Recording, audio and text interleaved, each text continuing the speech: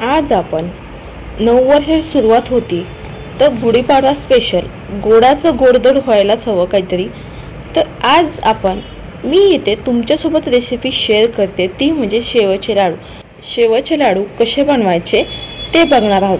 आणि टेस्टला तर म्हणाल बुंदीचे लाडू कसे लागतात ना, सेम तशी परफेक्ट चव लागते. अगदी मोती मोती बारीक बारीक जे दाणे असतात, रवा रवा टेक्स्चर सेम असं आपल्या बुंदीसारखं येतं.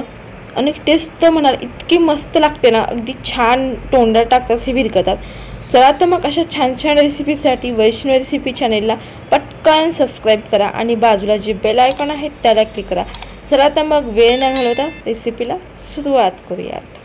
मी इथे शेवयाचे लाडू करण्यासाठी 1 किलो बेसन पीठ घेतलं आहे. हे व्यवस्थित चाळून घेतलेलं आहे. आता ह्याच्यामध्ये आपल्याला नॉर्मल टेम्परेचरवरचं पोहे खायचा चमचा आहे ने, त्या चमच्याने इथे मी साधारण 4 ते 5 चमचे तूप टाकलेलं आहे. गरम वगैरे अजिबात करून टाकलेलं आहे. 5 ते 6 चमचे टाकलेलं आहे.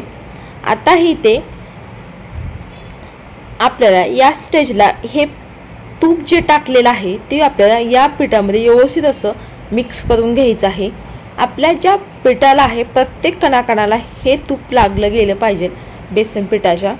आणि चाळून घेतल्यामुळं काय होतं, हे बेसन पीठ सुटसुटीत होतं.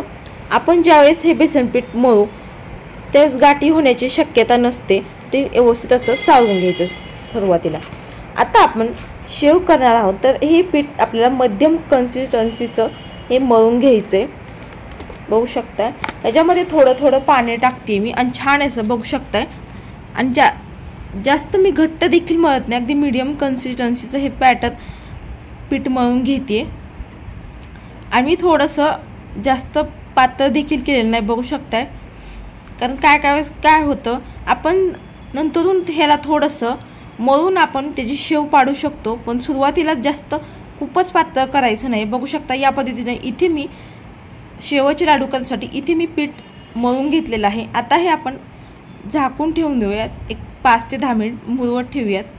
आता या पिठामधून थोडंसं पीठ घेऊन आता आपल्याला या पाण्याने आपल्याला एकसारखं असं मळून घ्यायचं. बघू शकता या पद्धतीने. आणि याला आपल्याला असा निमुळत्या आकाराचा रोल करायचा आहे. आपण शेव पाडण्यासाठी कसं करतो ना तिखट शेव, तसं करून घ्यायचं निमुळत्या आकाराचा. आणि ह्याच्यामध्ये शेवग्यामध्ये व्यवस्थित असं आपल्याला दाबून घ्यायचं आहे. बघूया या पद्धतीने हे असं दाबून घ्यायचं, म्हणजे हवा वगैरे राहू नये याच्याकरता शेवग्यामध्ये. आता इथे आपल्याला शेवगा आहे तो रेडी करायचा आहे. त्याच्या अगोदरच आपल्याला तूप देखील गरम करायला ठेवायचं. इथे मी साधारण 2 कप तूप एवढं घेतलेलं आहे. आणि तुपामध्येच हे लाडू खूप छान लागतात, टेस्ट खूप छान येते लाडवाची.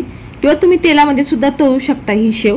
पण मी शक्यतो सांगेन तुम्हाला ही शेव आहे ती तुपामध्येच तळा, खूप छान लागते. आता बघू शकता शेव सोडली आहे आपण शेवग्याने. आता ही पलटी मारून घ्यायची. सुरुवातीला खूप बुडबुडे येतात आणि नंतरून कमी होतात, बघू शकता या पद्धतीने. आता 10 सेकंदामध्येच आपल्याला ही शेव काढून घ्यायची आहे. जास्त वेळ ठेवायची नाही, कडक वगैरे होईपर्यंत. अगदी मऊच पाहिजे आपल्याला ही शेव या पद्धतीने. आता या पद्धतीने ही काढून घेतलेली. दुसऱ्या पद्धतीने तुम्हाला आता आणखीन एकदा करून दाखवते शेव. आता हे आपल्याला शेवगा जो भरून घेतलेला आहे या शेवगाने आपल्याला कडवून आपल्याला आतपर्यंत ही शेव अशी तोडून घ्यायची आहे या पद्धतीने मध्ये. आता ही आपल्याला बघू शकताय सुरुवातीला बुडबुडे खूप आहेत आणि नंतरून जशी छान अशी शेव तळली जाईल तसेच आपले बुडबुडे हे कमी होतात. बुडबुडे कमी झाले की बघू शकताय म्हणायचं की आपली शेव हे आहे ती खूप म्हणजे चांगली तळली गेली आहे.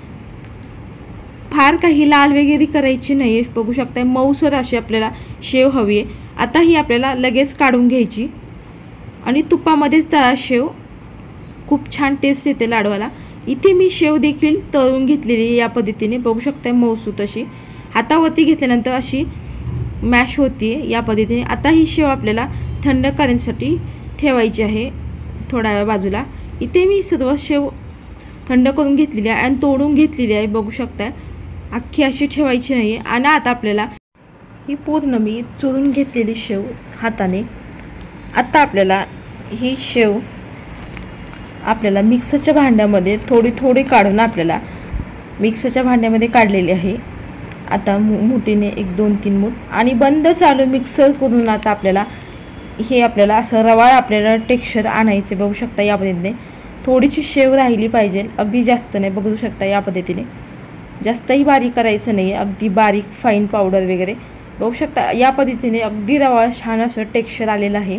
या पद्धतीने आपल्याला शेवचं ठेवायचं। या पद्धतीने मी ते बारीक करून घेतलेलं आहे सर्व। आता आपल्याला शेवच्या लाडूचा पाक करायला घ्यायचा आहे। इथे मी 1 किलो साखर घेतलेली आहे।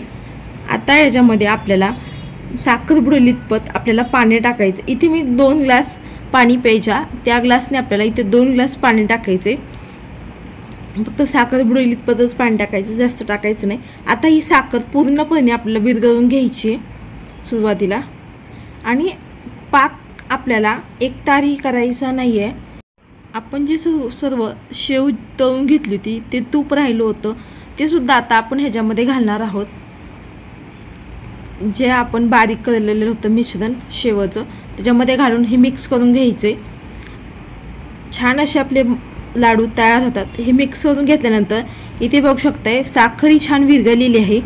आता आपल्याला मी ह्याच्यामध्ये साखर आहे ती मी मळी वगैरे अजिबात काढणार नाही आहे, कारण मळी माझी साखर आहे ती स्वच्छ आहे, त्याच्याकरता मी मळी वगैरे काढणार। तुमची जर साखर ही असेल तर तुम्ही मळी काढू शकता, त्याने आपला पाक पांढरा शुभ्र तयार होतो। आता इथे मी थोडासा केशरी कलर टाकते, अगदी 2-3 ड्रॉप। तुम्ही या ठिकाणी पावडर कलर देखील घालू शकता। बघू शकता छान कलर येईल आपल्या लाडूला, तर घालते मी। ऑप्शनल आहे, नाही घातलं तरी चालेल, पण छान कलर येतो।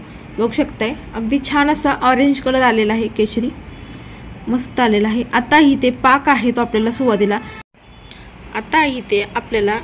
पाक आहे तो शिजवून घ्यायचा आहे। पाक शिजला की म्हणजे छान असा आपला गोळीबंद पाक तयार होईल। आपल्याला एक तारी वगैरे पाक करायचं नाही शेवचे लाडू करता, गोळीबंद करून घ्यायचं आहे। आता याला एक 7 ते 8 मिनिट छान असं शिजवून घ्यायचं आहे। बघू शकताय पाक देखील आता घट्टसर वाटू लागलेला आहे। आता आपल्याला या स्टेजला पाक आहे तो चेक करायचा आहे। झाऱ्याने पाण्यामध्ये एका प्लेटमध्ये पाणी घ्यायचं आणि 2-3 ड्रॉप टाकायचे पाकाचे आणि अशी गोळी बघते पाण्यामध्ये होती का बघ चेक करायचे। इथे आपली गोळीसुद्धा तयार झालेली आहे, अगदी बघू शकताय जास्त कडक देखील होऊ द्यायची नाही गोळीसुद्धा। इथे आपला परफेक्ट असा पाक देखील तयार झालेला। आता गॅसची फ्लेम आहे ती पूर्णपणे बंद करायची आहे पाक झालेला, किंवा काय होतं चालू ठेवले तर साखरेचं पाकाचं रूपांतर साखरेत होतं, त्याच्याकरता गॅसची आच बंद करून टाकायची। आणि हा पाक लगेच आता आपल्याला या जे आपण मिश्रण आहे काढून घेतलेलं ह्याच्यामध्ये ओतून घ्यायचं आता आपल्याला पाक आहे तो। आता इथे मी शेवटचे लाडू जे आपण बारीक करून घेतले होते त्याच्यामध्ये ओतून घेतलेलं आहे हे मिश्रण। आता आपल्याला ह्या झाऱ्याने पाक आहे तो आपल्याला ह्याच्यामध्ये मिक्स करून घ्यायचा आहे व्यवस्थित असा। हा पाक मिक्स झाला की आता आपल्याला हे मिश्रण 1 तास असंच ठेवायचं आहे लाडूचं। आणि 1 तासानंतर आता आपण, कारण लगे लाडू बांधायला घेतले की तो पाक आहे तो नीट व्यवस्थित होत नाहीत, एडेवाकडे वगैरे होतात लाडू। याच्याकरता आपल्याला हे पाक आपल्याला असाच मुरवत ठेवायचं आहे आणि छान असा आपला पाक आहे तो शेवमध्ये मुरल। बघू शकता या पद्धतीने। आता इथे मी मगज बी टाकलेले आहेत, एक 3 ते 4 चमचे। छान असे लाडू मोतीचूरसारखे दिसतात, बघू शकता या पद्धतीने। मी हे लाडूचं मिश्रण 1 तास असंच ठेवलं होतं। आता लाडूचं मिश्रण बघू शकता जसं सुटसुटीत वाटतंय, दाणेदार असं टेक्स्चर आलेलं आहे, बघू शकता। आता आपण लाडू बांधायला घ्यायचे या पद्धतीने। बघू शकता अगदी गोल गरगरीत छान असा लाडू बांधायचा हातावरती, मस्त तयार झालेला आहे। अगदी कमी तुपामध्ये सुद्धा हे लाडू बनवून तयार होतात, फार काही तूप लागत नाही या लाडूला सुद्धा। आणि तुपामध्येच हे शेव तळून घ्या, खूप टेस्टी होतात हे लाडू। आता इथे दुसरा लाडू देखील मी इथे छान असा गोल गरगरीत छान बांधून घ्यायचा आहे, मस्त तयार झाले आहेत इथे आपले शेवचे लाडू। बघू शकता अगदी मोतीचूर सारखे रवा टेक्स्चर आलेलं आहे, अगदी असं वाटतं मोतीचूर लाडू आहेत, इतके हे मस्त वाटत आहेत हे लाडू। बघताक्षणी असे खावेसे वाटणं इतके मस्त तयार झालेले आहेत। तर इथे आपले एकदम असे परफेक्ट मस्त कलर आलेला आहे, बघू शकताय मस्त रवा टेक्स्चर मऊसूत झालेले आहेत लाडू। अगदी मोतीचूर लाडूला कसं येतं ना, अगदी शेवचे लाडू आपले इथे छान तयार झालेले आहेत। अगदी हा लाडू तोंडात टाकताच विरघळतो, इतके मस्त तयार होतात, मऊसूत होतात, छान असे तोंडात टाकले की लगेच विरघळतात, इतके मोठाने तुम्ही खाताना सुद्धा ही तुटले इतके मस्त तयार झाले हे लाडू. तुम्ही सुद्धा तर 9 वर्षाच्या स्वागतासाठी माझीच तर तयारी झालेली आहे.